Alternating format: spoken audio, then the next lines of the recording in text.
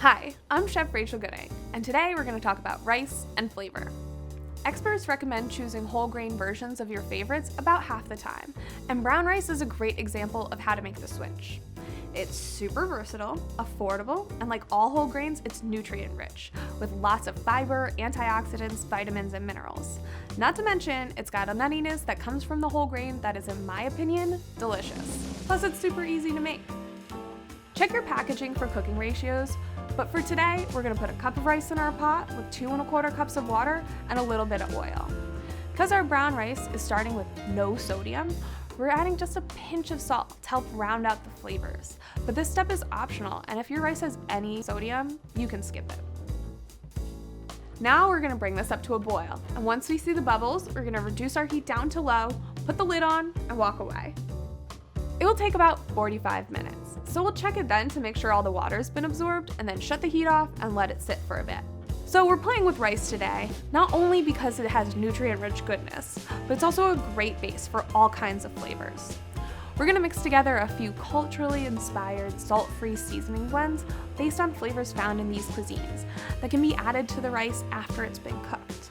This not only adds flavor, but allows you to customize a full meal to your personal tastes.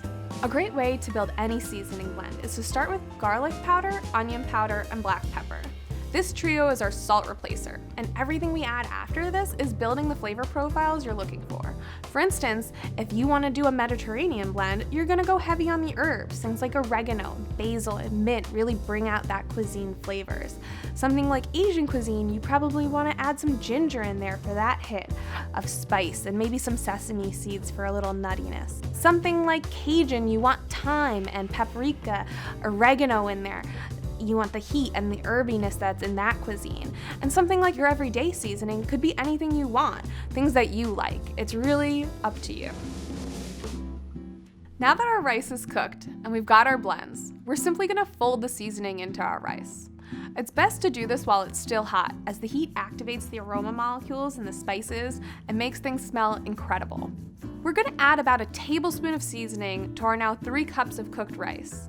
This is a good basic ratio for seasoning, but you should play around. See how you like it. And the beauty of adding flavor after everything's cooked is that you and your family can personalize your plates. If you don't like spicy, but your kids do, they can add more spice. If you're feeling Mediterranean, but your mom really wants Creole, you don't have to make 2 totally different meals. You can just flavor your base differently. With our rice seasoned, we can make this into so many different things. We've built out a couple bowls as inspiration, but use your imagination. My Plate is a great foundation for helping you create a balanced plate by adding protein and veggies to your whole grains.